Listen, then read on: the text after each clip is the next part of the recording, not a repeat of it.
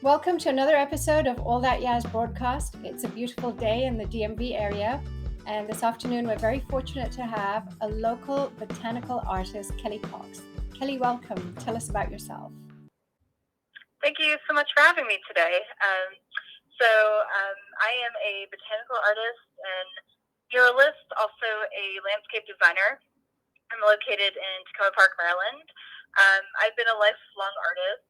I have worked doing art my whole life as far as I can remember. My parents growing up owned a florist shop, dried and fresh floral shop that was surrounded by a lot of different plants and just art. My dad's also a musician, and my parents now actually do pottery. So I've been very immersed in the art and botanical world. And I learned a lot of how to draw and paint from my parents and my grandmom as well. In present day, I do botanical paintings, varying in size from large-scale murals, even some artwork on mobile vehicles. There's a recycle truck that drives through DC that has one of my art pieces on it.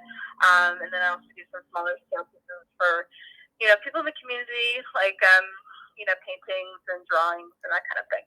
So, how is botanical art different from other types of art? Is it the way that you look at something, or what goes into? Sure. Yeah. So there is even like its own world of botanical art. There's scientific botanical art, which is really specific and actually used for studying plants. I've done that in the past, but more so now I do modern botanical art, I call it, which is more impressionistic. People have described it as bold and colorful. And so it's more of the subject that's being painted, like, say, if someone's painting portraits of people or portraits of pets, I'm focusing more on plants because it's more of my interest since I am a landscape designer. Also, I'm really terrible at drawing people. So. Well, I have a mild obsession with flowers. So every time I'm on your Instagram and I'm seeing the beautiful colors and the flowers that you're capturing, there's just something so soothing about it. Not only is that the vibrancy and the color, but it just seems that every flower is so specific and so different. Like a dandelion is so different from a rose, and a rose is so different from a morning glory. And it's like there's just no end to how many designs there are. Yeah, it's very true. And that's what makes them great subjects, is because there's just endless amounts of detail within a plant, and even within like a rose itself, there's thousands of different roses to, study and draw and paint. And, you can always find your favorite. And that's what I tend to do when I'm drawn to the types of plants that I really find beautiful and that I enjoy drawing. So for the budding artist, are there any tips that you could share? Sure. So for working on an art piece, you want to think about a few things. First, you want to think about your composition that you're working on in your art piece. It really is important about how your piece is laid out on your art canvas or your paper, because you want to create a successful movement within your piece that really draws in the person. Some people will just draw something right in the center, which is fine, but it's not very exciting. So you want to think about the movement and where your eye is drawn overward. So thinking about how it's laid out would be the first. The second, which actually should probably be the first thing, is thinking about your subject that you want to draw or paint. I tend to draw or paint things that really inspire me, things that I find really fascinating. I've done a lot of paintings of sunflowers. Sunflowers are a great subject because they're not only beautiful, they have so much scientific background and are so great for the environment in so many ways. And I find them fascinating, just how the sheer size that they get as well.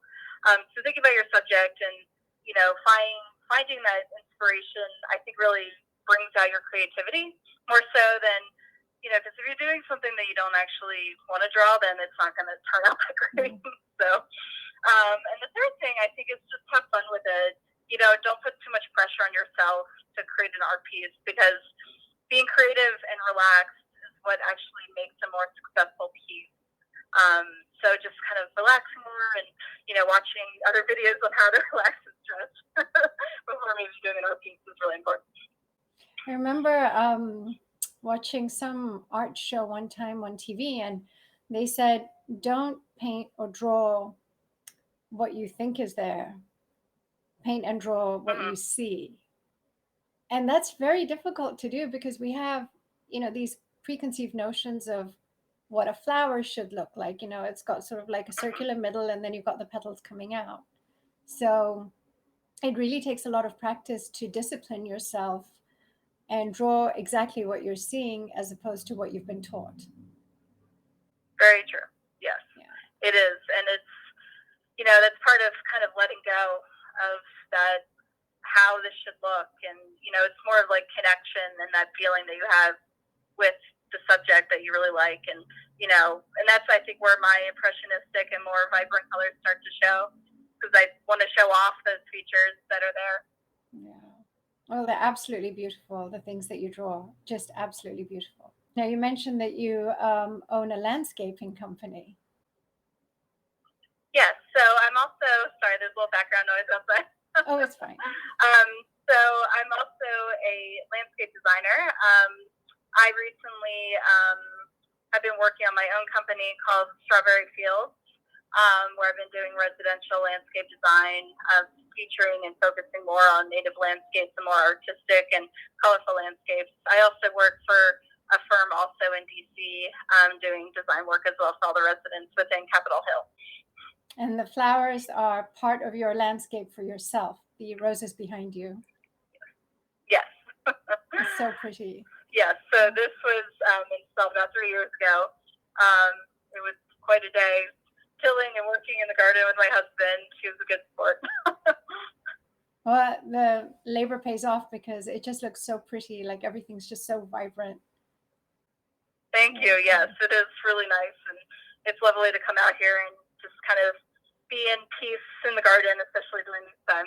Yeah, there's just something so soothing, like when you come out and you have all of these flowers around you, there's just something about connecting with nature, and you just want to bring out like your coffee cup in the morning and breathing in the roses, right? Yes, we do that a lot, and we bring out our 11-month-old daughter, and she loves playing out here and exploring in the garden, and she'll like find all the buttercups and smell them, and it's really nice to see her enjoy it as well. I understand that you're going to be offering a class soon. Is it this coming weekend? Yes, this Saturday, through the U.S. Botanical Gardens, I will be teaching an online class. It's about an hour class at 2 o'clock in the afternoon.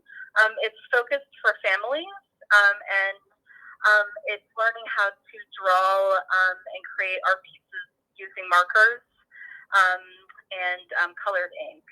And the idea is for any participant beforehand to explore the nature that surrounds them and then bring in some of their inspiration to the glass. And then through the video, I'll teach the students how to draw that in a very creative and just relaxed way. So cool. And I like the fact that it's family friendly because you need this time. Everyone's stuck at home. That activity for everyone. Yeah, it is really nice. Yeah. So tell me how people can reach you, all of your handles, your social media, and any information also on your landscaping website. Sure. So I'm mostly on Instagram. So the @kelliecox artist. You can find me, and then also through that page you can find the Strawberry Fields Garden Design page. And I post more related things on there about landscaping tips and then some of the services that we offer for landscape design and consultation.